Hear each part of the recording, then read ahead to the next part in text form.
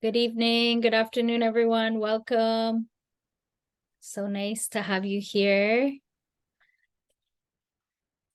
We're just going to get started in another couple of minutes. So if you need to grab a drink or have a stretch before we get started, that would be great.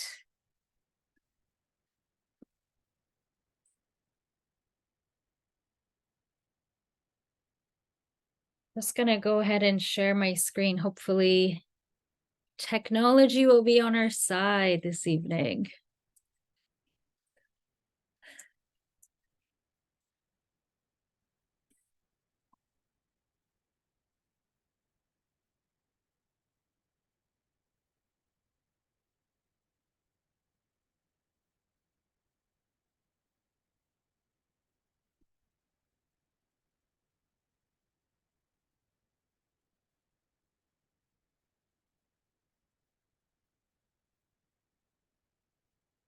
We're so glad you could join us. I see our virtual room is filling up fast. We invite you to, of course, leave your video on, but we understand if you need to keep it off for a little bit.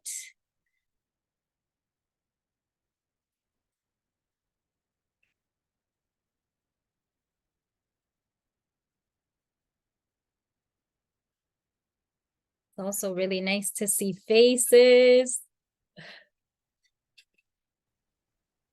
Yes, I do like to see faces when I'm talking because it's just nice to know that there's someone other than just a black screen with the name because, still adds to that traditional way of being able to see somebody, right?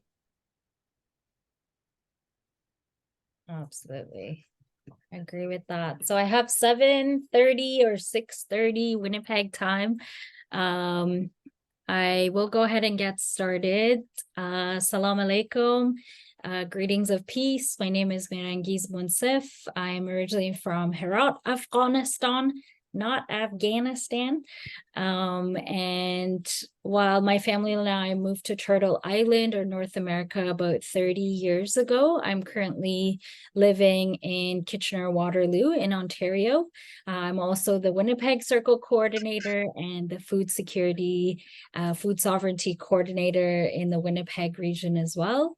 Really grateful that everyone here is joining us. We do have folks joining from Winnipeg, Manitoba, including grandmother Audrey Logan. And then, of course, we also have folks joining us from the West Coast through our Writing Relations networks. I definitely want to acknowledge grandmother Audrey, all the other grandmothers in the room, the elders, the knowledge keepers, the caretakers of the land water, as well as the water walkers and water and land protectors and defenders. As you can see on this screen, hopefully you're able to see my screen. Here's our agenda for the day. And, before we do get started, I do just want to acknowledge that today, October 4th, is also the day that is dedicated for Sisters in Spirit Vigil. Of course, this is not the only day, but it's another commemoration day like the Orange Shirt Day that we just had, where we honor the lives of the missing and murdered Indigenous women, girls, Two-Spirit folks, transgender, gender diverse people. We support the grieving families and create opportunity for healing. Native Women's Association of Canada have done countless efforts throughout the years nationally, working on the MMIWG report and calls to justice, which I highly recommend everyone to read. And they recognize that the violence experienced by the Indigenous folks in Canada is a genocide. And so when I think of this day, I also think of, all those beloveds that perhaps, never received justice, or the fact that they did nothing wrong. to deserve what happened to them. Their families never had those proper ceremonies or burials for them. And perhaps they didn't have kids, or maybe they had kids but never got to see them graduate or marry, or contribute their brilliant knowledge and wisdom to our communities, or simply to just be. And I also just want to acknowledge with what's happening today in the Winnipeg region, the heaviness that exists, as well as the advocacy that's being done, especially around advocacy to search those landfills for those missing loved ones. I acknowledge that there's lots of work to do, and I encourage everyone here on this call to do their part, to support community and community leaders that are leading the advocacy. So again, thank you so much. Before I pass it to our good friend Evelyn, who is one of our incredible advisors, supporters within the Winnipeg Circle, I just want to give Grandmother Audrey the chance to just say hello so folks can put a face to the name, and just to acknowledge you and to thank you for your time and willingness to be with us today. Good, Janine. Thank you very much for having me tonight. Looking forward to sharing some old knowledge along with science with everyone today. Beautiful. Great. All right, over to you, Evelyn. For sure. So I'm going to do our oath for writing relations, and this is an oath that we have put together. It's called the Oath to Turtle Island. In recognition of the importance of acknowledging that we gather on stolen land, Writing Relations has collaboratively developed an oath to Turtle Island that outlines our commitment to this land and the peoples who have been its caretakers and defenders for generations. And I would personally put Audrey in this camp for sure.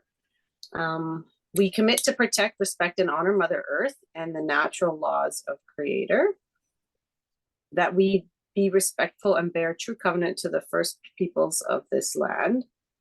We will seek their guidance and place the grandmothers at the center of the circle of humanity and wisdom. I fully acknowledge that I am stepping into covenant as a treaty person on Turtle Island. I accept my responsibilities as a steward to the land and waters, and to ensure there's enough for all life and for all generations to come. And I'm going to now pass it over to Jessica. Hello everyone, I'm Jessica Kinsella. I'm joining from the West Hub in Amaskwaci, Waskahigan, also known as Edmonton in Treaty 6 territory. So some housekeeping that we just want to let you know about. As you may have noticed when you came in, we are recording this session just so that we can share these beautiful teachings later on with maybe members that haven't been able to join us this evening into the broader writing relations community. We just asked during the presentation that you leave your mics muted, except for during the Q&A. There will be Q&A at the end, so don't worry, you'll get a chance to speak and ask questions. I have turned on closed captioning, but if you're having any issues or anything, just feel free to private message me or put something in the chat just to let us know if you're having any troubles.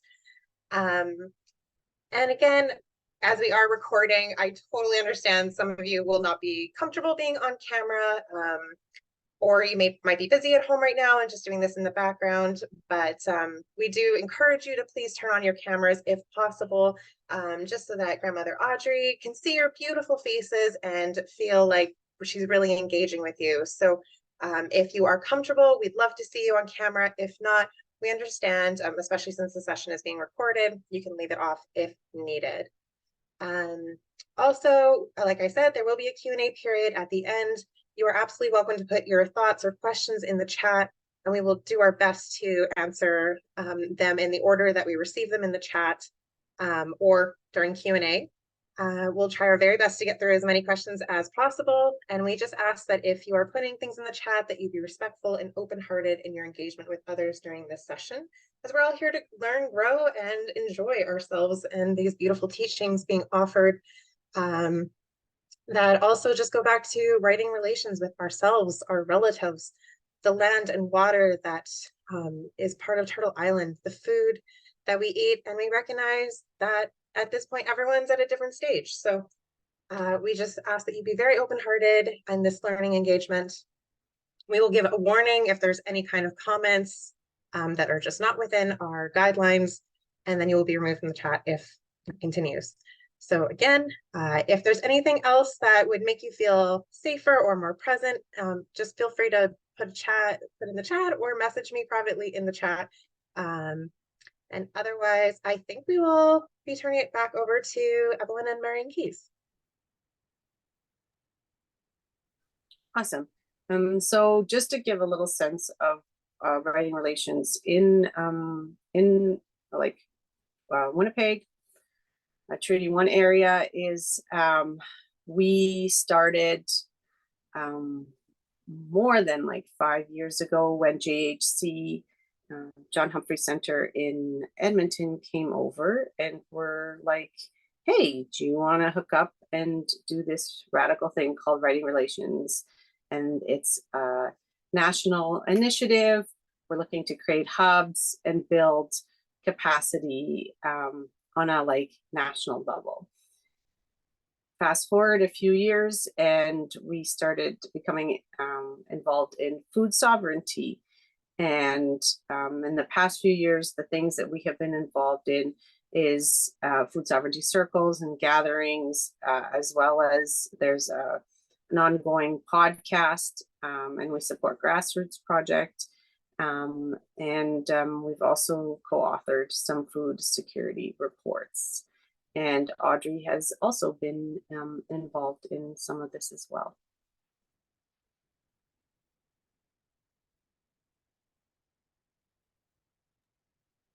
Yeah, thank you so much, Evelyn. And I think one thing that I would love to acknowledge and, you know, give reference to the hard work of folks in Winnipeg and also in our national network. As we said previously, we do have chapters across the West in Alberta, what we call today Alberta, Saskatchewan. We also have our networks in Ontario, in Quebec, as well as the East Coast through our different partner organizations. But I definitely want to acknowledge, since this is the Winnipeg Circle that hosting the event this evening, just want to give credit to the incredible work that they have done. And I'm happy to share the slides in the chat with you as well. There are some links that you can go and learn more about the work, including that work around food security, incredible podcasts that have been supported by Miriam,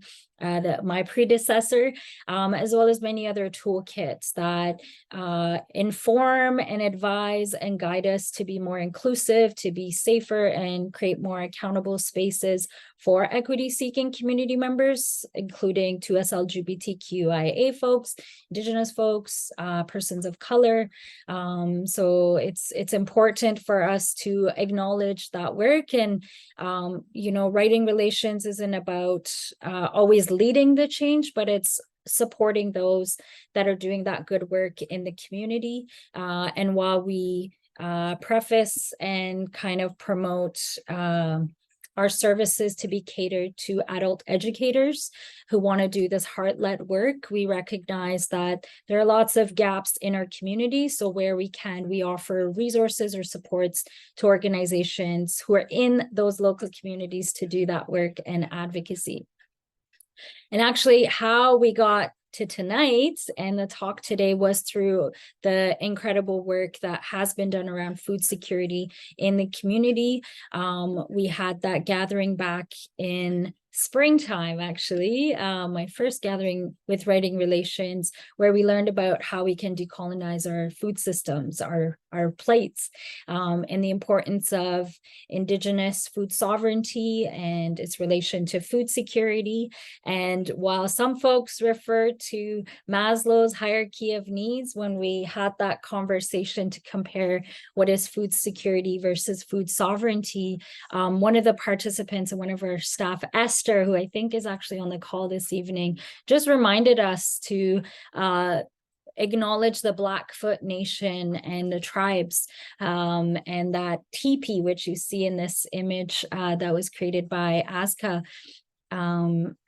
That's where Maslow actually received his teachings. He actually did a great number of years studying within Blackfoot nations as a psychologist, as a researcher, and that's how he actually formulated.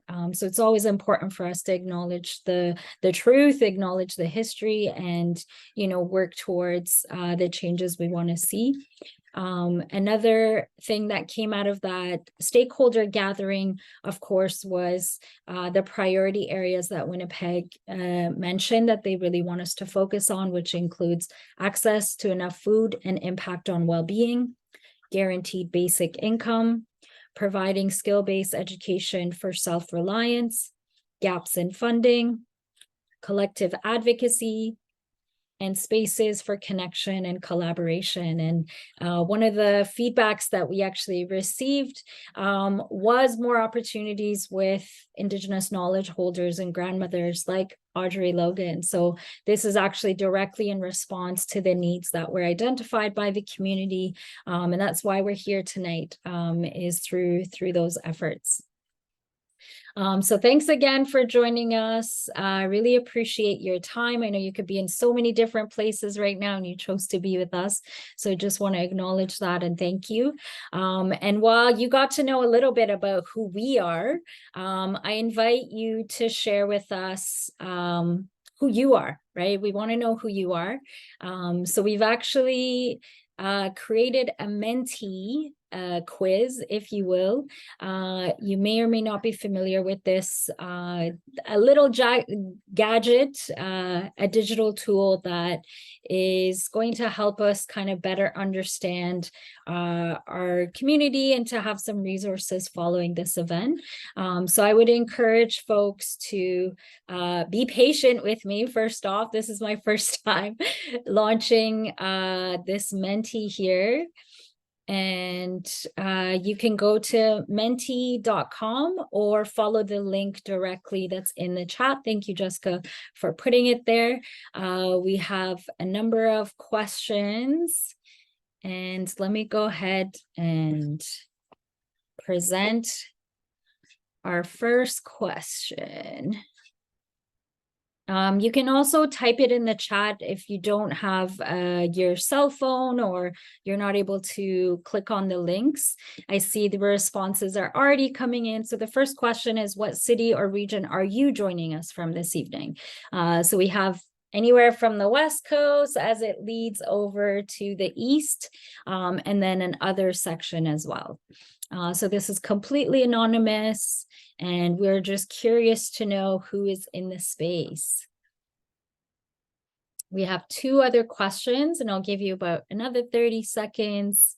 You're welcome to type the answer in the chat if that's more accessible to you, but it's always really cool to see the interactions that happens live.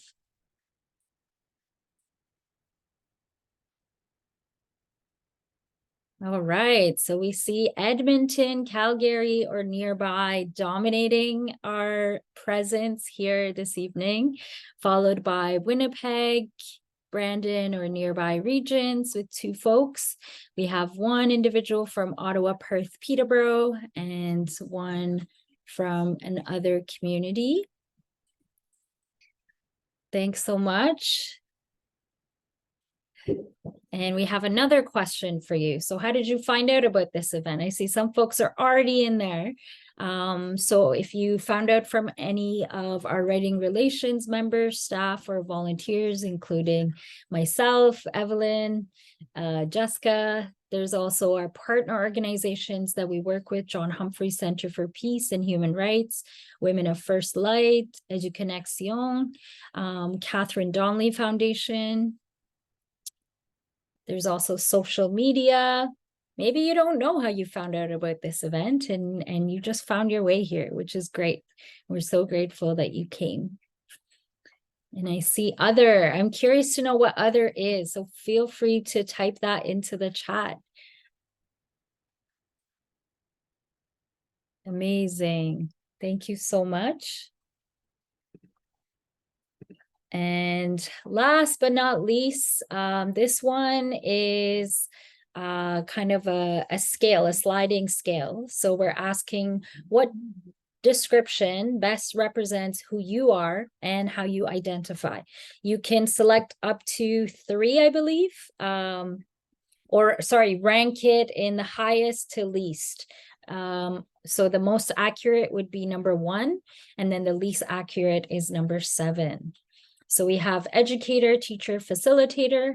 We also have gardener, forager, farmer, healthcare provider, artist, a foodie like me, food lover and appreciator, a caretaker that could be of people, of, you know, other beings, and then the land, water, air protector. Very cool.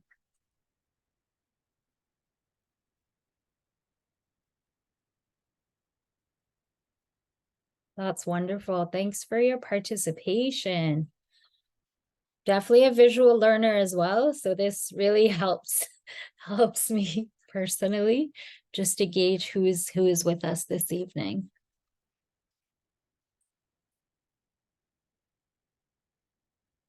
Wonderful. So we have most common being educators in the house, followed by gardeners, foragers. Then we have, caretakers just came up top, followed by artists, land, water, air protectors, foodies, and healthcare providers. Amazing. Well, thank you so much for your engagement and participation. It really means a lot.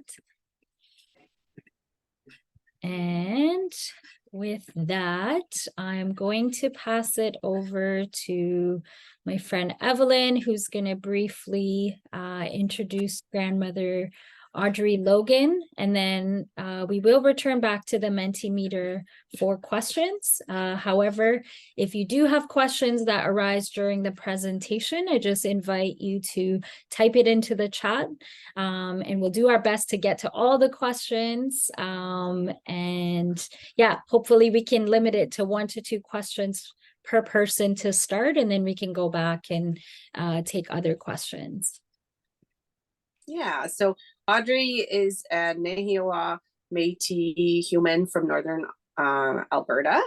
And I actually know Audrey from back in the day when Audrey used to work the West Broadway Gardens at Cave Clinic in front of that big, beautiful tree across from Great West Life there. And I know Audrey does more than this. I know that they do lots around food security and sovereignty, but I so appreciated coming to work on my bike in the morning, and Audrey and her crew would be in the garden, and they would just share like little tidbits. So I remember them talking to me about like nightshade and tomatoes and just how to plant things. And you know, they always took the time, which is like a really nice treat. You know, never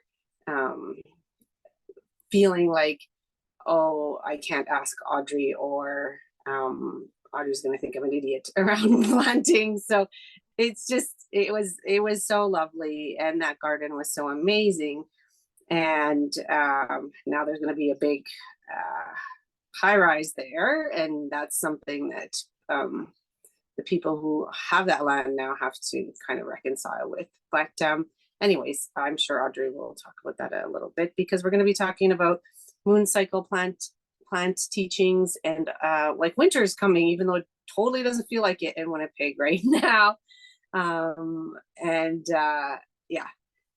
The new garden that we're working at there is beautiful, and it's coming along. So take it away, Audrey. Good evening, everybody. Thank you for joining us. And as Evelyn mentioned, I had back in 2014, I had asked for a land use agreement with Clinic with a K to utilize the growing space that they had that was, well, it's on top of gravel and quite hard for many to grow, and was very water dependent, and also it was very hard for people to for groups to try and make things happen there. But I took it as a chance to utilize our Indigenous ancestral growing. Some call it permaculture. Some call it dry farming. There's many other names for it, but it's still based, I feel, on many of our Indigenous practices that had been used long before the fur trade got here, that Indigenous people were the original farmers here. Anyway, that garden, well, it was an open garden where anyone was allowed to pick. We didn't have private plots. Used it as a place to teach and to share knowledge for anyone who wanted to come. And as she mentioned, it's now a high rise. It's going up, well, not quite high rises, or 4 stories, but it is good because it's needed. It's housing for LGBTQ 55 plus, and Rainbow Resource Center is now the landowner of it. But it gave me an opportunity to move back to where I originally started growing, actually, in West Broadway, which is Spirit Park, which is at 200 Yonge Street. And I helped others plant that park 20 years ago. So now to see that little pine tree we planted, now a big 20-footer plus, and to see it progress in a good way.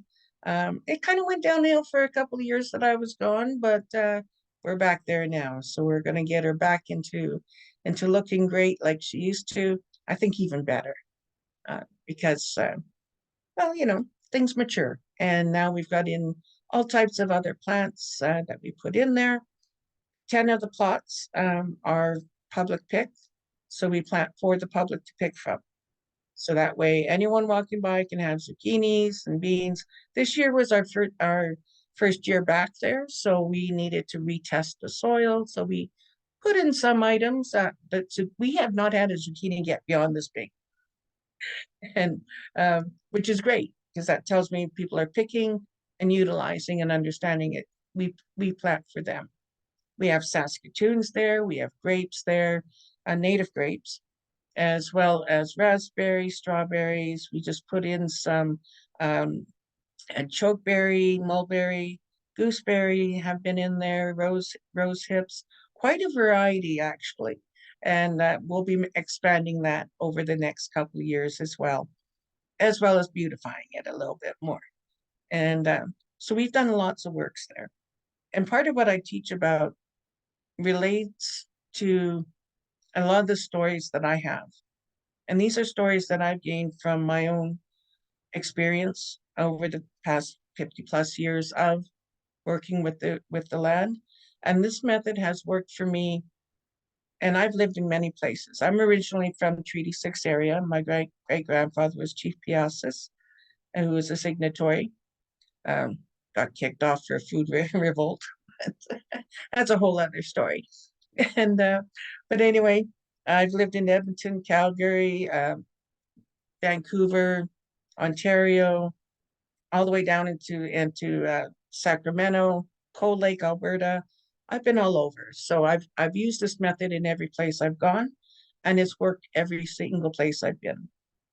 And the past since I started doing it here in Manitoba, as well as doing my traditional method of food preserving, which is dehydrating, I've not relied upon a store in 14 years, which has been great. I lost 100 pounds, lost the diabetes, and as well as shared with many others who have taken these teachings and now doing things in their own communities, which is what I want. I want people to take these teachings and share. We need to get our food security back. We need to get our people healthy again. I know myself, when I was eating westernized food, I went up to 310 pounds.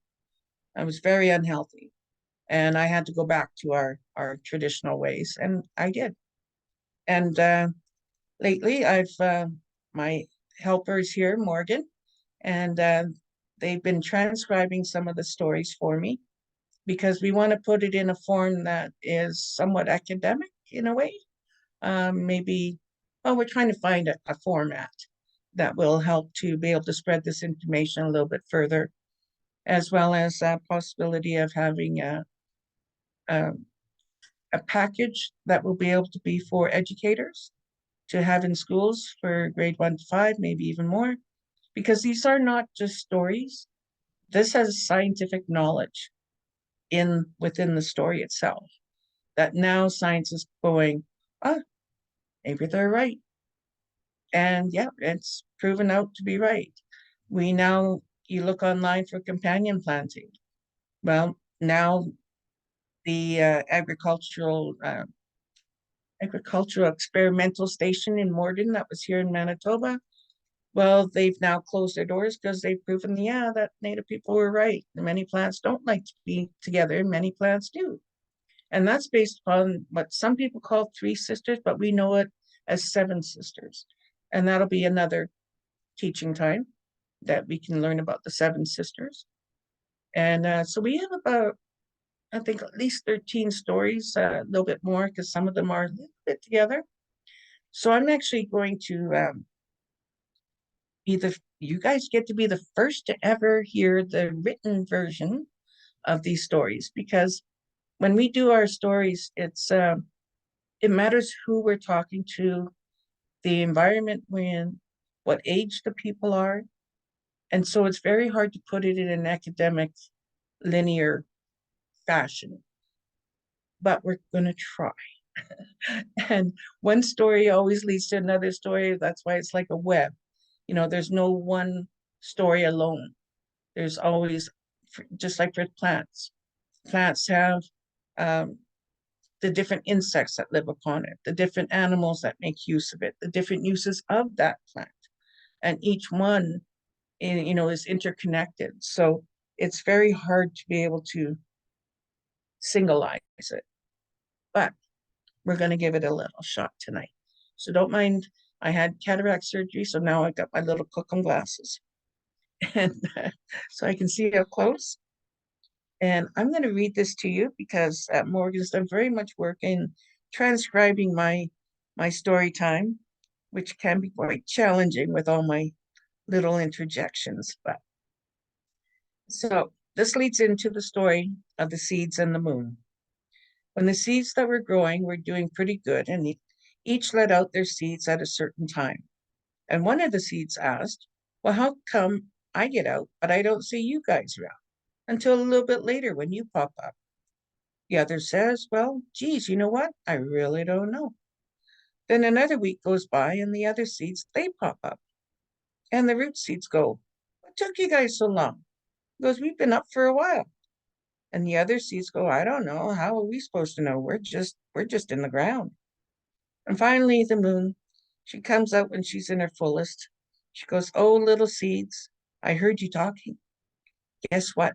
It's me that changes the water in the soil. And that's why some of you don't come out for a little while until there's just enough water in the soil for you to be able to germinate and grow. And that's why it's important that when the growers are putting your seeds out, to put them out at just a certain time, when the water is at a certain level in the soil. So that way, it's an easier chance for them to grow and have more than one growing. So if you put all of them out at the same time, well, you get ants that are a little hungry. You got birds watching them, just waiting for them to leave the plot. And they'll come and eat all your seeds that are not yet germinated. You get other critters and that are going to find those seeds. And because those seeds are staying up top, they're not setting root. So the seeds decided to talk to each other. Goes, well, that makes sense. That's why I don't see you for a couple weeks. The moon goes, yes. So during the new moon, that's why all the plants that have produced their seeds outside of a pod can be sown at that time. That's during the new moon. And that'll be seeds like lettuce, corn, other things that produce the seeds outside of a pod. So because they're not having to make any extra energy into producing the seeds like the next week, which I like to call bean week, because it reminds me that beans grow inside a pod. So the week after the new moon, you put those type of plants in, ones that produce seeds inside a pod, which would be the same thing like, well, beans, or, just any of those ones with seeds that are inside, such as your squash and there's so many others that produce seeds within a pod, right? Okay. So then the week after that will be the full moon, which is what they were at that time. And that's when you put the root vegetables seeds in the ground, because that's when my moon cycle changes. The water levels go down and the root vegetable seeds can chase it. That's why they get longer and bigger, because they're chasing the water. The root seeds go, that's why I do better when I'm planted at that time. Moon goes, yes. And also when it comes the week after, well, that's the week we call rest week for the plants. But that's a time when the humans, if they can't cut the plant before the full moon, the plant will grow a lot better. So that's when they pinch the plants to get them to grow more. But if they cut the plants after the full moon, the plant will grow back slower. So then they can control the growing of your plants. So that way you're not going haywire at all at the same time. That's where they have a choice. So when you want to have, let's say you mow your lawn if you got one of those, but if you have other shrubs and things, and you want to mow it after the full moon, chances are it's not going to grow back as quick because there's not as much light at night. And night light is very much important when it comes to the moon and the plants. That's why city lights do affect your plants, because they're on all the time. And the plants never get a chance to have a sleep. So that's why the ones outside the city do a little bit better, only because they get more of the natural flow of light. And so with our moon, she said, I come around every time, and that's why you have a growing cycle. So that's why it's important to put your seeds in at the right time of the month, and it makes it easier to manage your growing space. So the seeds were all, well, that sounds good. Sounds a lot easier. That way we don't all shed our seeds at the same time. Moon said, yes, that's why some plants will shed their seeds at certain times of the month. And if you keep track of that, you'll see that, yes, it is a science. And that is how the seeds got to know about the moon. And the moon cycle of planting works. And I've had it work for me for many decades. And when I grow that cycle, following that cycle of planting by moon, it makes far more produce for me. Because then I can seed in the fall time in August. I seed green beans, bush beans, and they're ready for October. Because they're all cold crops, they like cool soil. They don't like overly hot soil. So given in that aspect helps, which is why many Indigenous farms, when the first Europeans arrived, were more on the north side of rivers. So if you plant on the north side of a river, you get the sun more in the spring sun, but also you have that water table level underneath, which helps to maintain your watering. So that is why we didn't have to water our vegetables. And they're all drought resistant. But planting them at the right time is important. And since our little garden over there was on a creek bed, I knew that I didn't have to worry about watering the garden. But if you don't know that, you end up overwatering. And then you get root rot and all kinds of problems. But let nature water and let nature feed your plants too. It works every time. So that's a little story about it. But the science about it is very important, because within each of those weeks of every month, you can sow those seeds. And I've done this, and I will be doing it again. After last hard frost, I will sow my whole garden, at least the 10 plots that we got. And when we sow the garden after last hard frost, we cover with the leaf material. And then that leaf material insulates the plants and the seeds. So that way, as the worms come up to eat the leaf material, the seeds fall naturally into their spot. And come springtime, I'm eating my spinach 6 weeks before anyone else is even doing their May long weekend thing. I really don't know why they do it in May. But anyway, I seed year round. We've seeded even in July. We've seeded zucchinis during the bean week in July, and we still had lots of zucchini. So thinking that you can only seed things in May is really not our traditional way. You can seed throughout the year. And I've done so. And I've had even Swiss chard live for 5 years. I've had spinach live for 3 years. Many plants will be able to because of that method. And by going by that moon cycle, it's a lot easier for me to manage my garden space because we're all busy. We're not just gardening. We've got families, we got school, we got work, we've got, universities, we've got teachings. How many people have time for a garden? And that's why many people don't as well, because they're like, I don't got time for that. You got to do all this digging, you got to do all this watering, you got to do all this weeding. And no, we don't really have to. The plants will manage themselves. They have for thousands and thousands of years. So we just guide them. And by guiding them, they're a lot easier to grow when we follow that moon cycle. Because it's true, the water table levels will change just like they do. The moon affects the oceans. It affects the water on land and the moisture in the soil. And being that West Broadway here is very close to the river, turns out that what's now called Colony and Osborne, that's actually was a creek all the way from Portage to the river. Was a creek until 1913 when it was filled in, and then roads and houses put there. But there's actually 18 creeks within the city of Winnipeg. Many of them have been filled in to a certain point, but you can't stop water. Water still flows, and water will always be there. And knowing that, that Indigenous people, when they did land usage, they didn't do it right by the water. They did it in long tracts. So when you look in St. Vital, the original Métis settlements, the original Métis settlements were very long tracts leading from the river a good half mile. And those were long lots. And then afterwards, when you see when the colonization happened a bit more, where they all became little squares, little blocks. And that took away a lot of that ability to be able to farm that land in a good way. So we don't dig. We do the no-till method. We direct sow. And it just works so much better. You keep the mycelium in the soil. You keep the insects that are there in that leaf material that you put down. You're going to have the next year's generation of insects that are going to protect your plants, but also eat them. And actually nibbling on those plants is not a bad thing. Turns out science says, yeah, guess what?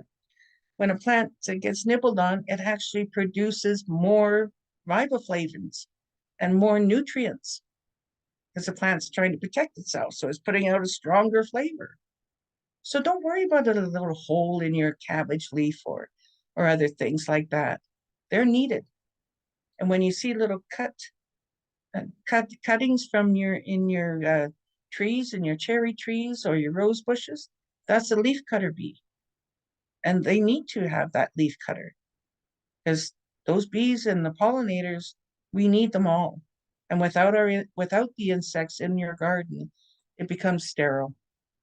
And when it becomes sterile, it stops producing. So I know a lot of people were raking up leaves right now and putting them in bags and throwing them out. And I'm like, oh, just bring them on down. Leave them with me.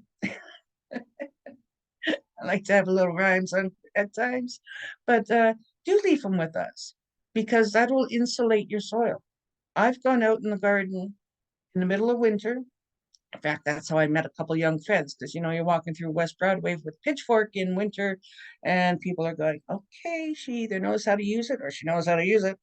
So, yeah, and I've moved the snow, moved the leaves, and the soil's not frozen. And able to dig up my carrots and beets and other root vegetables that I've had in there, my sunroot, which is great during winter time. And that's sunroot is an awesome plant. She's part of the 7 Sisters, and she helps bust up soil, produces inulin, not insulin. That's a whole other story. Don't let me get into that one because then, as I said, these stories can lead into other stories that lead into other stories. Which is why I'm very thankful for Morgan's help in trying to isolate some of this to make it a little bit more cohesive to ones who want to learn about that. Because we originally, many of the Western ways, they think of there's being 4 seasons, when actually to traditional growers it's 6. We have 2 springs and 2 falls. And you're experiencing right now our second fall. It's a lot warmer. We had a little cold spell. Everyone was calling for frost. And I could tell by the insects and the plants themselves that we weren't going to have a frost. At least not a heavy frost. And that's going to be quite a few more weeks. But even in September, anything that's 30 days, like radishes, you can still put them in the ground. I know it's October, but you know what? They're a cold crop. They don't like hot soil. Anyway, so if you want to get a crop in of radishes, go put them in right now. No problem. They'll grow. Same as lettuces. And as we saw today, we got a heck of a lot of rain. So the moisture's there in the soil anyway. The cooler temperatures, many things love the frost. Me, I can't stand kale, but tell you, after a frost, it's way better. Same as your cabbages. They love the cold frost. That's why even Brussels sprouts, they don't even harvest them now until a frost gets them, because it brings out that nice sweetness in them. So don't be afraid of the cold. Don't be afraid of these changing seasons in that way that, we've been taught to think that, oh, after September long weekend, we can't grow anything. That's just not true. Indigenous people have been growing these foods for thousands of years, not just for the past couple hundred. 70% of the food on your table is from Indigenous cultivation. So let's get back to our food. Whenever you eat a tomato, that's Indigenous raised. Potatoes, carrots, corn, beans, all a variety of beans, peppers, even peanuts, even dragon fruit is actually from the Americas. Of course, a little more south, but at one time, Oregon area, chocolate grew there. There's fossils of chocolate plants, So our Indigenous people here have been growing and harvesting in so many ways. Yes, we've been through many changes, as we are now going through another change. It's getting hotter. That's why this spring was a very hot spring. For many who grew the Western way, they're having a bit of trouble because things haven't been producing as well. It was too hot in the spring. They got the seeds in. To me, they got their seeds in too late. By then, the soil was too warm and their plants struggled. Whereas we put our seeds in way earlier than that. In fact, by doing it the year before, they come up when they're ready. They know when the second spring has happened, and they have no problem. They've climatized totally. I don't have to hardy them off. I don't have to start them up indoors. I tried that a couple times. Oh, what a mess. It was between the mold and on the soils and pots and lighting structures and everything out. I'm like, why am I doing this? Why not go back to the traditional way? And I did.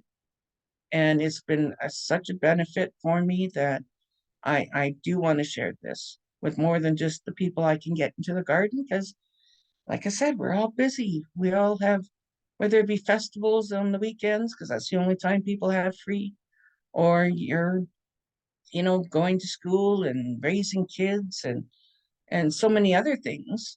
We need to get this information out so that way more people can get confident in the fact that you don't have to do all that extra stuff. The plants have been here for thousands of years. They'll seed themselves. Just help guide them along. But then during the summer seasons and fall, and even after last hard frost, seed your garden, give it a shot. You just never know what's going to pop up, but be ready for it, because you're going to have a lot of produce. And when you get that kind of produce, what I do is I dehydrate everything. dehydration only takes away 14% of nutrition, whereas canning and pickling can take away at least 60 to 80%, because you're replacing it with sugars, salts, and vinegars. And for me, I found that dehydrating was the easiest method. I did 40 pounds of carrots 5 years ago. I'm not even halfway through them. I've got carrots for another 5 winters. Pandemics have come and gone. Snowstorms have come and gone. My squash, I make it into squash flour, which then I can use during the winter time. There again, utilizing the squash in our traditional way, because we didn't have wheat, but we had the squash for flour. We had corn for flour. Our corn, we did it differently than Westerners do. We cook it with wood ash, breaks down the outer coating of the corn and produces 90% calcium, which then can be dried, ground up, and then you have what I think they call it Maseca flour. Also, people call it hominy. Many at the White Earth Reserve in Minnesota, they've been doing it that traditional way, and their people are very, very much better fed now. So I do have a Facebook thing, Dehydration Nations. I haven't been posting much because you know what? My store is stocked. I've got about 300 jars, mind you, but I don't have to worry about going to the store because all my food is preserved for me. My meat as well as my fish. And oh, I make fish candy. Oh, that's so good. Just soak fish in maple syrup for a couple days in the fridge, and then, which they would have traditionally done more in coldness in the ground, and then dehydrate that. Oh, I took some to the garden one day, a jar full, which was about 10 fillets of cod that someone was going to toss because they thought it had a little freezer burn, but I turned it into fish candy. And at first I could tell everyone's like, I don't know what that's fish. Don't like fish. But they all took a piece. Next thing I knew, the jar was empty. Wow. That tells you right there, at least for me, that worked. Mind you, anything in maple syrup works. Right? So, but this method of going with the moon cycle, it really does work. It's you can get constant growth of food. So even in September, the end of September, even we could have put in carrot seeds. By the end of October, beginning in middle of November, we would have carrots. And because if you cover them over with the leaf material, it creates that microclimate underneath, they would still grow. And then you can go and harvest them December, January. Move the snow, move the leaves, the ground's not frozen, and then you can lift them out. Right, delicious. Because a lot of your root vegetables love the cold from on their tops that bring all that nutrition down to their root systems, which makes them sweeter. I had a young lady, and it's somewhere on our Facebook page, but she's in Kenora, and she did that with her carrots. And she covered them over with straw, and because they had a big field, and she posted a video of the kids going out in January and moving the snow, moving the straw, putting the pitchfork in, and lifting out these gorgeous carrots. And even the kids were just like, oh my God, this is wonderful. We didn't have to harvest everything in September. And because that produces a lot of work for many, right? Whereas, and if you don't have freezer space or you don't, canning is quite expensive when you're looking at jars and lids and the processing. Dehydrating them makes it a lot easier to preserve them, to where you just put them in water, they rehydrate, and you can't tell the difference. They look like they just were freshly cut. So I find it really works well, and it's that sense of security I have now, and my food security, where I don't have to worry about going to a store. I just go occasionally with my daughter to Costco just to get the deer in headlights feeling effect, as well as walking. I'll get my walking in. and looking at all the different products and such. But now seeing apple chips being sold in the store and dried mushrooms and dried fruits, it's great to see that. But it's great for me to feel like I can locally forage and find those cherries, find those grapes, find them apples, make my own dried fruit, my dried fruit roll-ups and apple chips. My daughter's apple tree last year was 3 5-gallon pails of apple chips and then 26 flats of fruit roll-up, as well as then we also gave away more than 20 some bags of apples. And that's not counting the ones that fell on the ground, which we gave to a neighbor who gave them for their chickens. So a lot of produce can be had out there, you know. So I noticed that we have foragers, and I locally forage, and there are tons of food out there. We just don't realize it because we're walking right by it.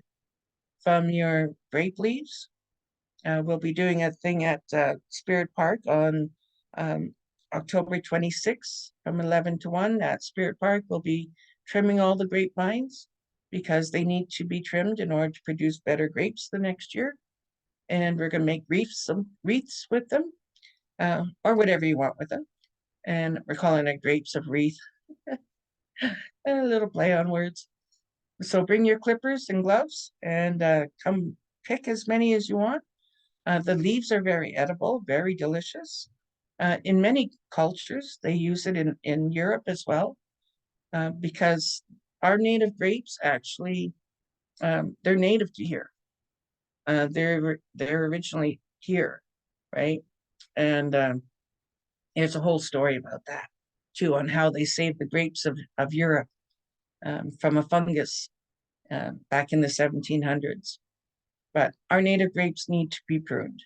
And so being land steward at Spirit Park, we'll be doing that on the 26th. And yeah, so I could keep talking. I don't know what was my time at here. We got time for questions now? You're doing great. It's 6:25, so if you want, or I guess in Edmonton. But yeah, if you want to move to questions or if you have more to share. Well, if I share more, I'll go into more stories and then more into that web. And though it is great to talk and share with everybody, it would be great to get into some questions because I'm sure some people have some. Absolutely. Yeah, thank you so much, Grandmother Audrey Logan. It's so helpful the way you present information and just reminding us that the natural world will grow on its own. Like we just have to guide it gently. Like that to me is like the biggest gift that our creator could give us, right? Just like it is a miracle if you think about it, like just putting that seed in the earth, and with very little effort it can grow. So chimikwech for that. And I love what you said about doing all these things helps for you to gain that sense of security and get that sense of food security. So and just kind of related to that question, I do see in the chat that folks are asking about how climate change is impacting the growth cycles, in terms of what you see just even locally in Winnipeg, because I'm sure every climate, every region has its own ways that climate emergency is impacting. But could you maybe speak to what you've witnessed over the years? I know you've been really involved for over 4 decades in the community doing this work. Well, I've been 20 years here in Winnipeg. And in that 20 years, definitely a big change. And you'll see that with the insects and also with the plants from the time when you're observing them, watching when they're sprouting, watching when like two falls ago, the trees didn't have a chance to even lose their leaves. They were still green when the snow came. The snow was different too. The first snow wasn't like your normal snow. It was like little balls. It was really, really strange. It looked like little balls of styrofoam instead of your usual fluff, as well as our heat. The heat this spring, that's why for many trees and fruiting things that in the springtime, the flowers didn't have a chance to get pollinated. Many of the bees that have been disturbed by early disturbing the soil, killed off a lot of our native bees because they make their home in the soil. That's why tilling and disturbing your soil is really damaging to our native bees. And all of these plants are used to our native bee pollinators. They're not used to other pollinators, which is why I watched a documentary recently in India. In India, they have a tomato farm there. And because there are no bees there that naturally pollinate tomatoes, they actually have to use child labor and women to open up the flowers and hand pollinate. And that's coming along in many places that have lost insects, high counts of insects. Germany has to hand pollinate a lot of things. Many other countries are having to hand pollinate. There again, I call it tilling is killing because it does. It kills a lot of your mycelium in the soil that your seeds and your plants need to feed on, which is why we don't disturb the soil. And it's such a different way. And seeing that the seasons are changing and extending, we're getting a lot more of not just heat, but flash water. We just saw it this week in New York. Flash flooding, tons came down, so much that the cities couldn't handle it. The systems couldn't handle it. But if we get back a little bit more to that natural growing, it can help direct that water to the natural aqueducts that have been underneath for longest time. We have in Manitoba here aqueducts, and they actually figured they've been dry for quite a few years already. So we actually need more rain to fill them up, because the irrigation that's been happening has not been allowing the water to go naturally into the soil. Also, there's no leaf material there anymore to help hold that moisture into the soil. And that's why they call it gumbo. Well, they created the gumbo by not putting things back to the soil. Archaeologically, I talked with the archaeologist, Dr. Lee Sims, many years ago. He's retired since, but he was saying how when Indigenous people were farming here, the soil was very strong and healthy. And he could see the decline in the layers that came after. And also why they couldn't really find any of our so-called garbage, because when we finished with the bones of the animals, the bones would be cooked to make our bone broth. And then those bones would be put back to the soil, and that put back in your calcium, your minerals, and things that came from the land, which were in the bones of the animals, as well as blood from the animals. I know when I read about Europeans' ideas of, well, why is it Native people drain the blood of an animal and save it? Well, it was put back to the land. If you've ever put blood material, or you go to the store as a gardener, many people buy blood meal. They buy bone meal. Why? Because it works, right? Native people have been doing it for thousands of years. They've been gathering the blood of the bison and the other animals that they gather from. They would hold it aside and then put it on their growing areas. If you want to see raspberries produce, oh my. Ooh. That's why raspberries are women's medicine, because the blood of the women would be put back to the raspberry plant. And then that plant absorbs it, creates a high amount of iron, which then when the women need the iron, they can use the raspberry leaf, make a tea from it a week before their menses, and it would replenish their iron in their blood. So their menses would not be so draining to them.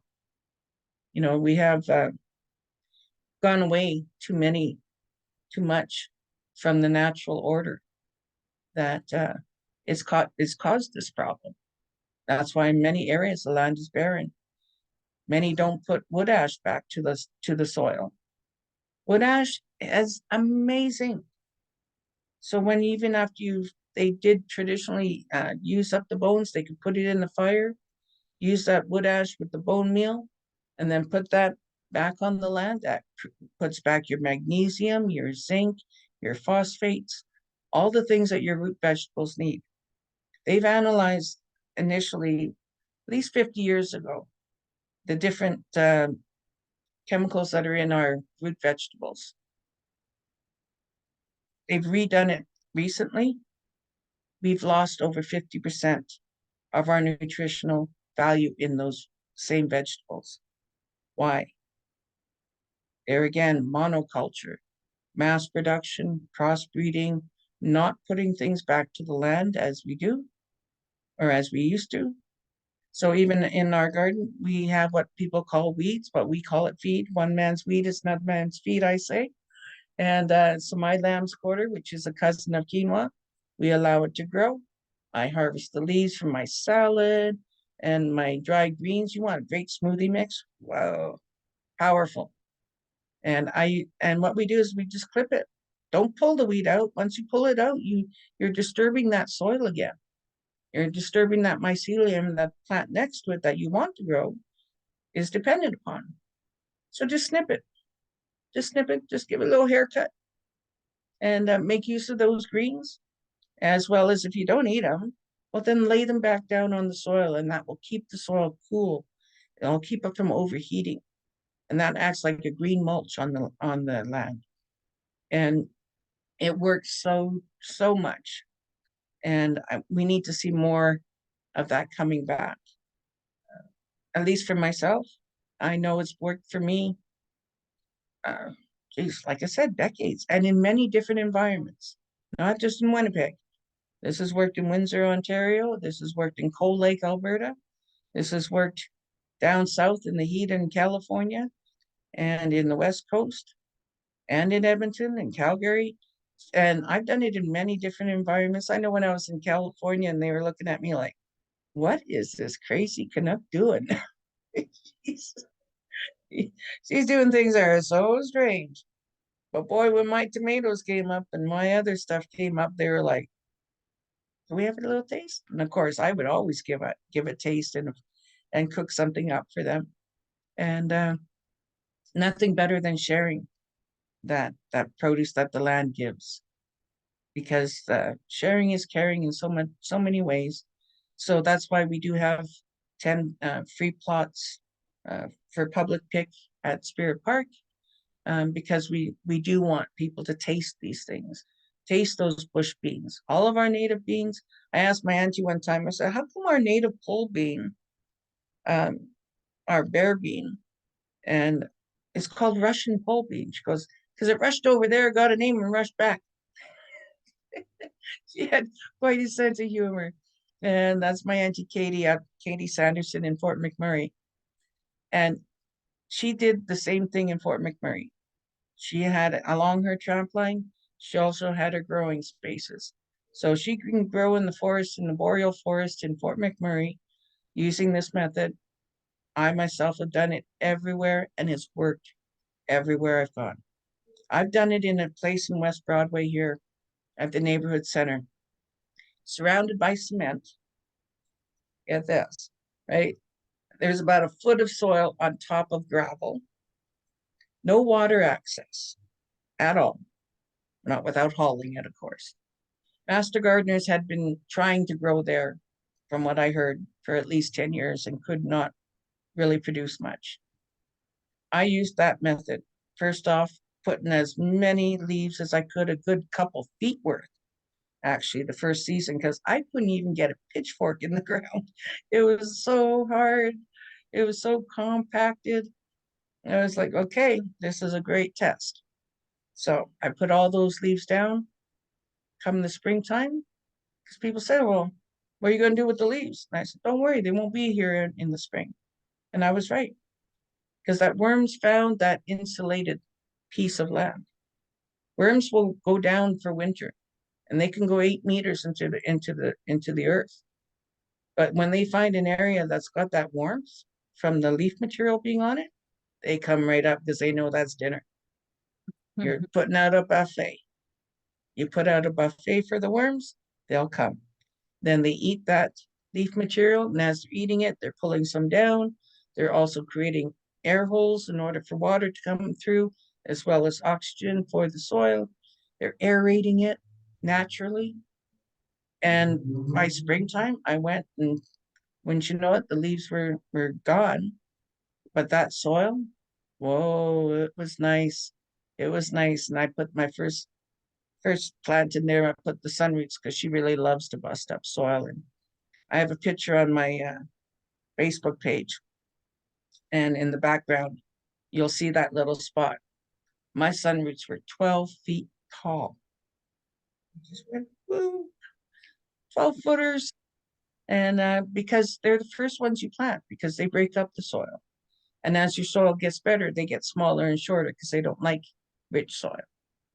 So as the plant got shorter the next year, that's when I put interspersed with my other sisters, the corn, and well, not really corn because the darn squirrels get them every time, especially in the city. You know, it just doesn't work as well.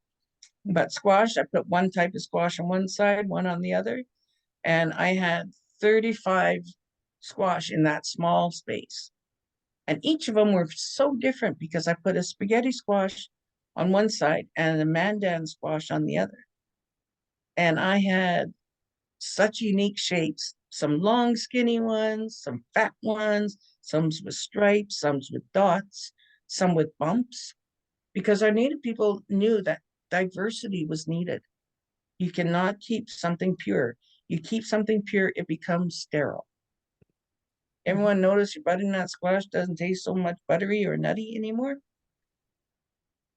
It's because it's been kept isolated. You know, so many of our types of squash are no longer the old varieties because they've been kept, you know, in a monoculture thing. And the Indigenous people never did that. We needed that diversity. They knew that.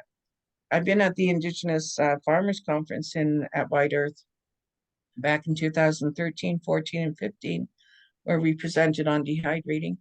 And the varieties of squash that came, oh my goodness. There was a Hubbard that was so blue on the outside, but inside was the brightest orange that you could ever imagine.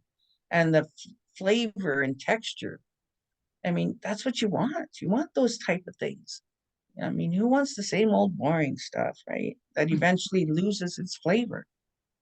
Just like anything that becomes too inbred, it loses everything, right? Loses that.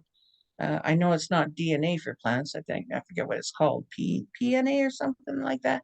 But anyway, you know, I don't know all the science words, but I do know that the diversity is very much needed. And so having these things cross, we now have the Gettia Coastman squash. I was given 2 seeds over 10 years ago.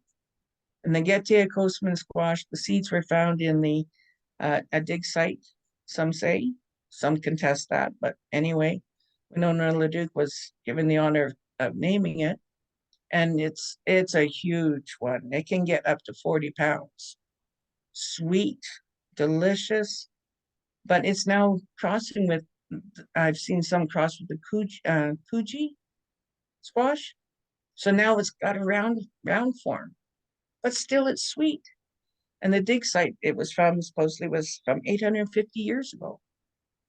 That same archaeologist that I mentioned, Dr. Lee Sims, gave me, I went to the dig site out just off the bridge of Lockport. And the archaeological site there was some granaries that they found in-ground granaries because Indigenous people stored their dried foods and seeds in the ground. And these granaries, he figures, were enough that you can stand in. They weren't small. They were large. And he gave me some of the soil from there, and it was 1,200-year-old soil. I still have it, And occasionally I spritz it with a bit of moisture, and it has a scent of cinnamon. It's just fragrant. It's just a wonderful thing to breathe in, to have that bit of that history, reclaiming, I guess, awakening, as my auntie said, awakening the DNA, our blood knowledge we all have. Every one of us has blood knowledge, not just Indigenous to here, but from every culture. Because we carry it. We carry it from our ancestors. That's why some people, they're great at being, musicians. It follows in their ancestral line. Some are great doctors. My daughter, she can't grow a bean worth, she can't grow a bean if I gave her 10 of them, but she's a bean counter. Because we need bean counters. Just as you need people who make the baskets to carry those beans, just as you need people who transport the beans. Everyone has a place, right? But I find working with the soil allows your spirit and your energy to find what your actual talent is. I knew of a young lady that she'd been a great gardener, and she changed professions and became a masseuse. Why? Because she was massaging all of her buddies who were working themselves silly in the garden. And she found that really was her calling. And she apologized. She said, "I'm sorry, I'm not gardening anymore." And I said, "Why be sorry? The earth led you to what your real true talent was. Yes, it's still working with your hands, but now you're helping heal people, you know?" And I find that it's very holistic in a lot of good ways when you start working with the soil, and it helps to waken up within you. There's so many jobs that come from working with the land, whether you're arborist, not just arborist, but pharmacy, pharmaceuticals, knowing what the properties of plants, their medicinal properties. Where do you think Buckley's got his recipe from? Jeez, that's pine oil. Yeah, pine needle tea. Grandmother, oh, Mhm. sorry. Yeah.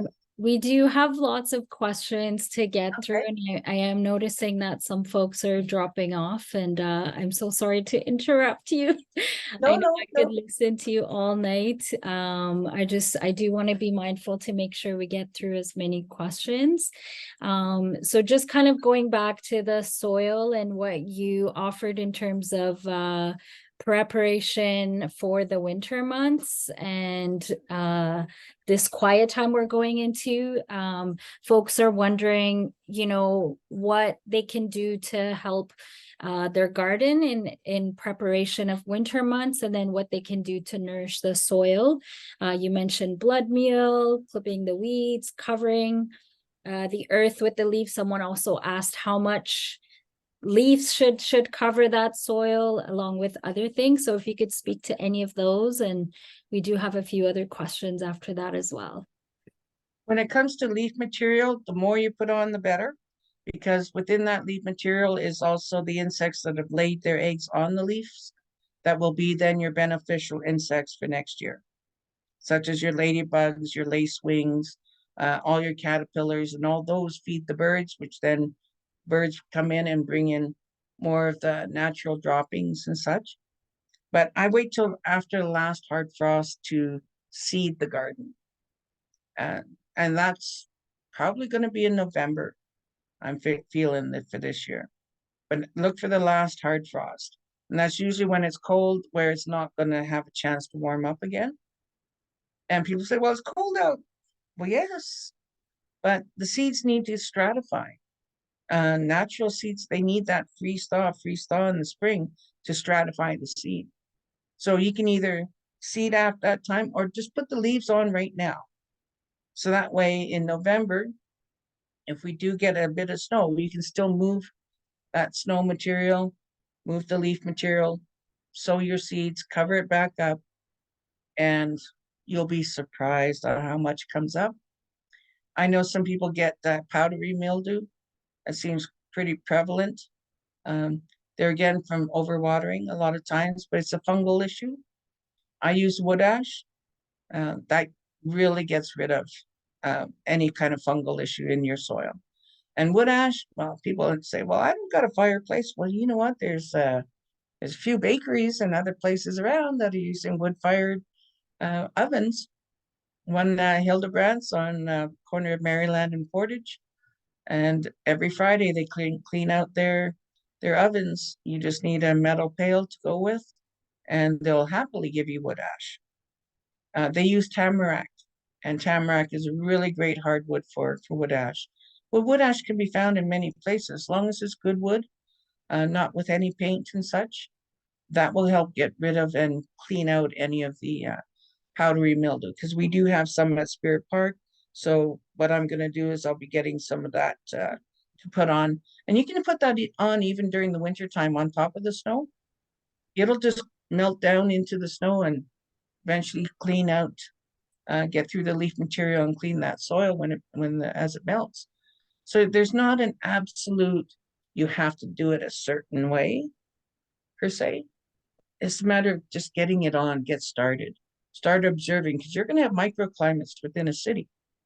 You know, you can go up to zone 5, zone 6 in some areas of a city. If you got a big tall building here and a tall one there and a tall one there, you're going to have a pretty unique climate compared to out on a field, outside the city, right? As we know, our temperature's totally different from city center to outside, and what's around you. So, and I'm sorry, I have to put my glasses on to see any questions. So if you can ask me. Yeah, we could definitely, they're coming in hot. So I guess just speaking to what you mentioned about kind of the different seeds and accessing, Jonathan had a question about where you get your seeds and which ones you collect. And then John also asked if you could speak about the mycelium layer. Well, I found with seeds, I have not bought seeds in 40 years, to be honest. I let my plants go to seed. So when people say, oh, my lettuce bolted, yes, that's what you want. You know, because that means it bolted to make seed. Same as your radishes. Let them bolt. That's when they're going into seed production. They'll produce that little pod, and then you let that pod dry enough that you break it off, and you've got your seed for your next sowing. Carrots, leave them in the ground. Next year, they're not going to be a carrot anymore. And it's not going to look like a carrot top, but it's going to have a flower on it, and it's going to have a seed head. And the flower is kind of what they call umbral, and fans out like that. Nice white flower, and they produce seed. And how I collect them is because carrot seeds are very prickly. Believe me, they're prickly and hard to harvest for some. My first couple times trying, I was like, oh, this is crazy. But then I figured it out. Put it into a nylon. Well, I don't wear nylon stockings anymore. I use them for my plants. So I put the dried heads into the nylon and then give it a rub. It rubs all the bristles off of them, and then cut open the toe of the nylon, and all the seeds fall out. When it comes to peppers, just let them dry naturally. The seeds will stay good inside of them. I had one pepper, chili pepper, I brought back with me from California, and it was one of those picture perfect chilies that I allowed to dry. And I had a friend over while I was having a shower. They decided to make dinner and use that nice, beautiful chili I had. And I came out and I'm like, oh no, my chili. And I gathered the seeds up, and once you know it, the seeds were viable. Seeds can store a long time. They can, our native people had them stored. They found recently seeds of corn, and there again with the squash, as long as they're stored in cold and dry, which our seed banks do, our modern seed banks store it at minus 23 degrees temperature, Celsius, and that keeps them from germinating. And I've always had seeds of everything that I've ever grown. I've experimented. That's how I got my the seeds for Swiss chard. I had my Swiss chard grow for 5 years. By the 5th year, the stalk was, I swear, it was this big around. The leaves were, it looked like a banana tree. And it was so neat because the seeds produced along the leaf. It was so unique. I was just like, it was amazing. Beets, leave your beet in the ground. And we did this where we just took a beet even from the market, because the beets are still being sold at market. Take that beet, cut the top off, just the leaf material, put it in the ground, and it tricks it into thinking it's gone into its 2nd year. Come springtime, you're going to have a plant that's not going to look like a beet leaves. In fact, when it came up my first time doing it, I was like, what? Luckily, I marked the ground, so I knew what was there. And this plant that came out was like a bush. It was at least 2 by 2 by 3 feet tall. The flowers on it were so tiny, but at 6 o'clock at night, if you're around that beet plant, the scent from those flowers is heavenly. It is just wonderful. I can't even describe the scent, right? And then our native bees, because our native bees are very, very tiny as well, because we have specific bees. We have bees that are minute. We have 3,000 different types of native bees, right? And they'll find it. Oh, believe me, they'll find it. And they pollinated it, and I let the plant die down and then gathered the seeds. And I've never bought seeds, actually. I like it better that way, because then I know by me putting the seeds in the ground in the fall, after last hard frost, they get that natural stratification that's needed from the freeze thaw. The ones you buy in the store in packages, they've rubbed them with sand in order to stratify. Stratification means a nicking of the seed coat in order for the seed to be able to germinate. That's why when you buy wild flower seeds, I knew a lady, she goes, I keep putting those in and nothing comes up. Well, yeah, you put them in the spring. They didn't get stratified. Put them in the fall. She did that. It worked. And you know what?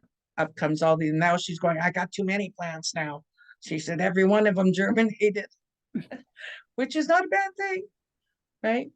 But I've tricked even parsnips. I've seeded them in the fall. They come up in the spring, came up nicely.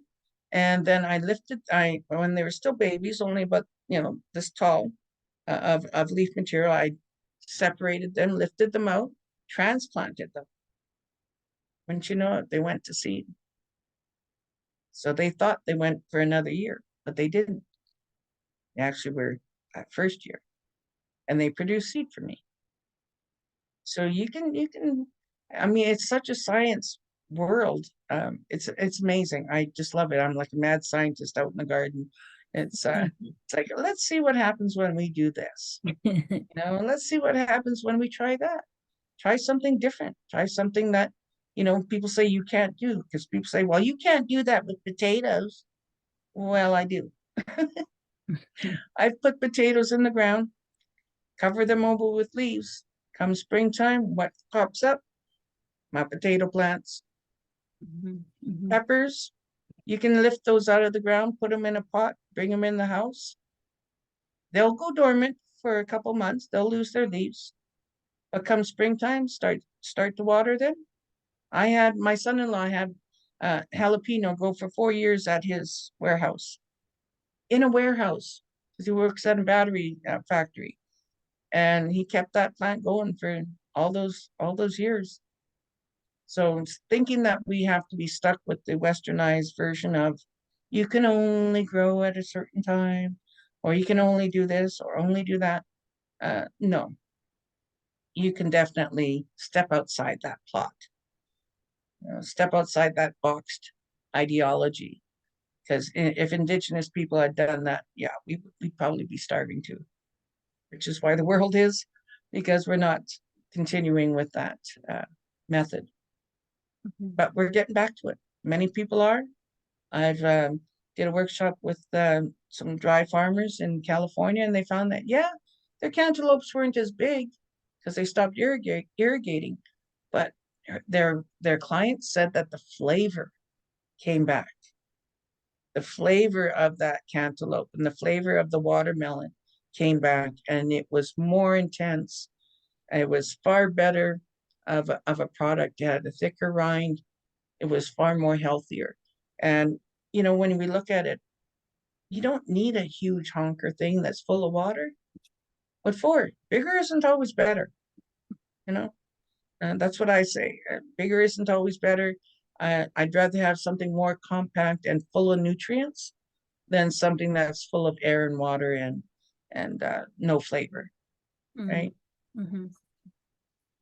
Well, thank you so very much, Grandmother Audrey. I know I've definitely like stretched my mind and understanding of, you know, the things that are possible, and just inspiration to continue to go outside the box and seek out opportunities like this. And, you know, one thing that within the Muslim teachings that I've been raised with, we're reminded that, you know, if this is the last day on earth and you're the last person alive, and if you have a sapling or seeds, like, you have an obligation, and you're highly encouraged to just plant what that is, even if you know you're not going to reap the rewards of that, but knowing that for generations to come, they will be able to benefit from those things.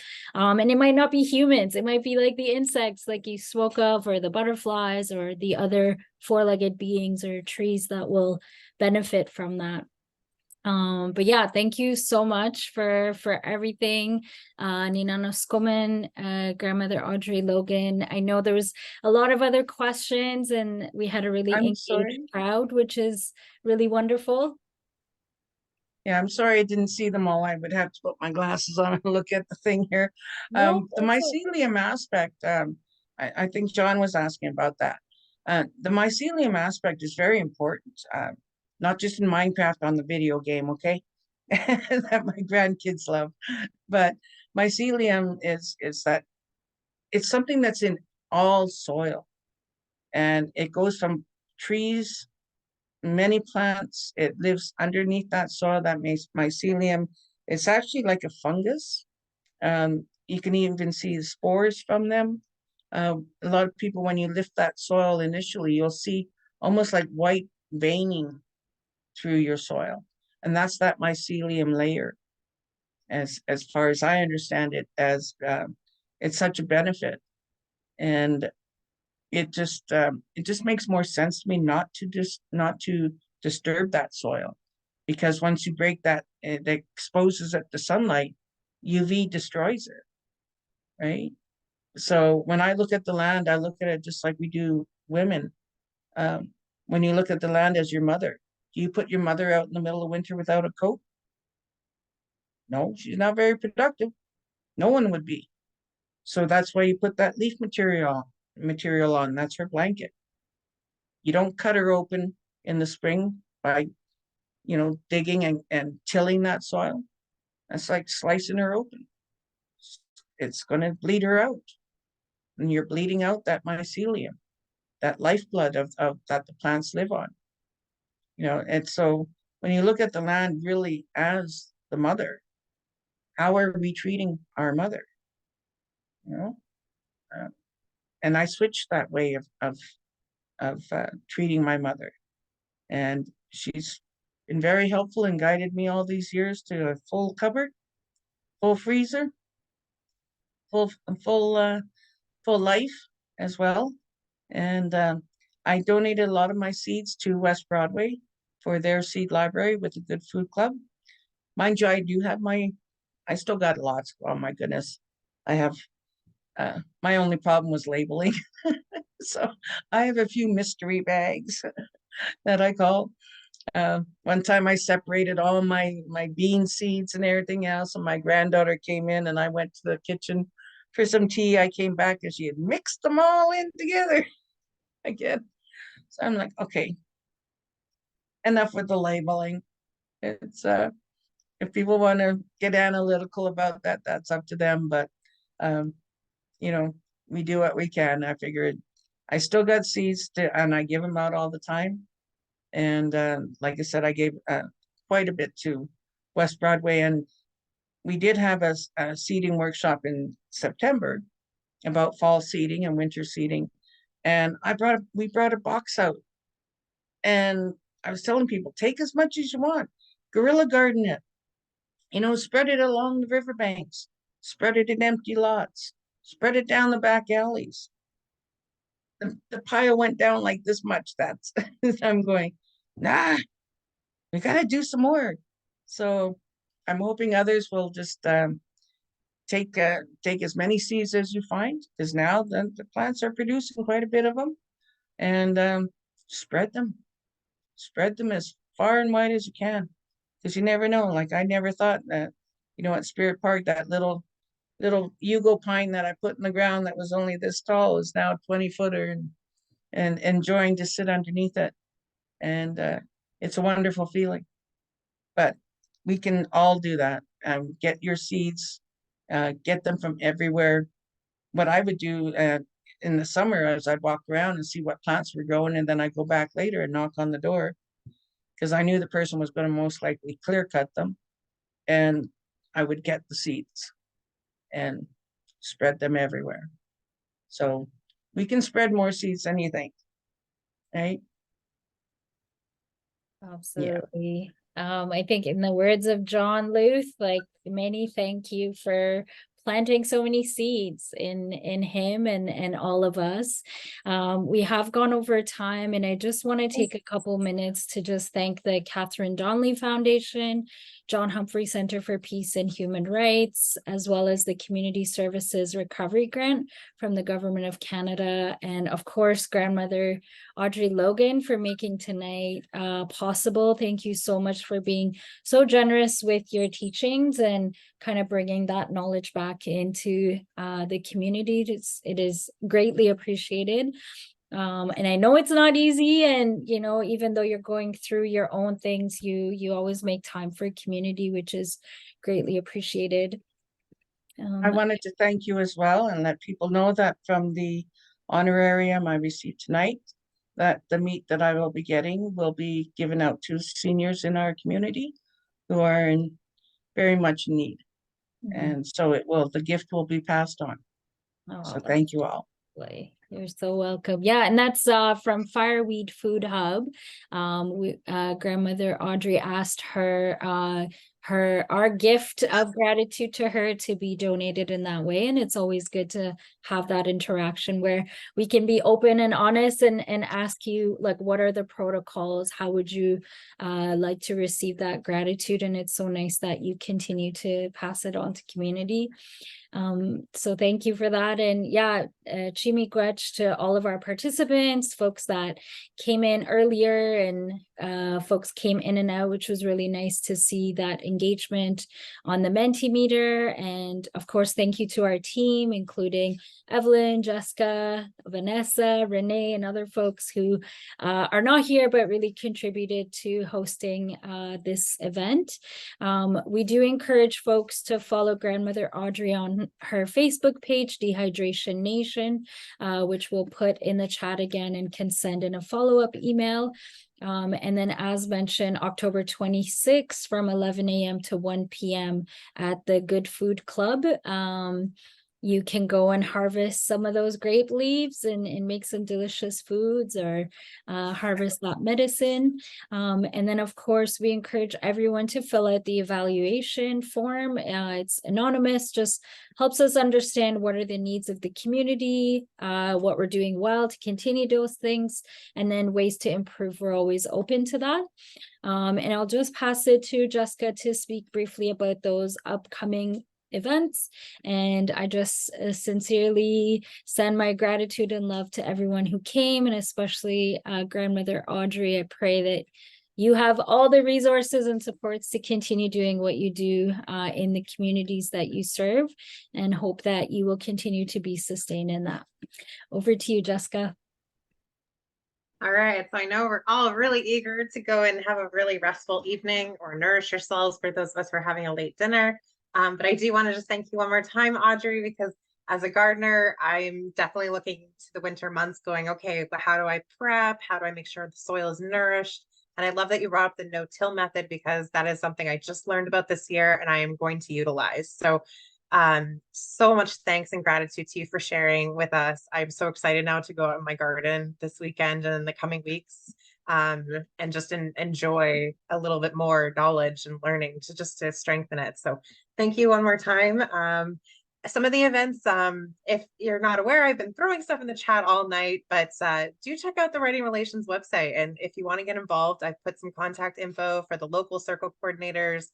I'm going to put 1 or 2 more links in the chat, because I'm working with the John Humphrey Center, and we have some really amazing stuff coming up. For instance, Rock Soup Greenhouse and Food Bank out here in Wetaskiwin, Alberta, are going to be hosting a series of advocacy workshops coming up in just starting next week, I believe, actually. And they're a series of 4 workshops just to help strengthen your advocacy efforts, and do self-care as well. So if you're interested in something like that, I'm going to throw the chat right here, and it'll take you to the John Humphrey website, and you can get more information on that workshop series and links to register. Also, this is 2023 marks the 75th anniversary of the United Nations Universal Declaration of Human Rights.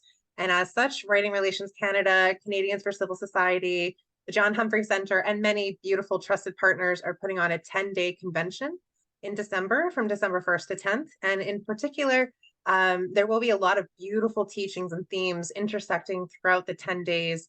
But I really want to call attention to day 1, which really focuses on Indigenous rights and, just focused on like the genocide and the history of colonialism in this country. But also day 8 focuses a lot on poverty and all aspects of poverty, whether it's food sovereignty, housing, just in general. So we welcome you to engage with the convention as well.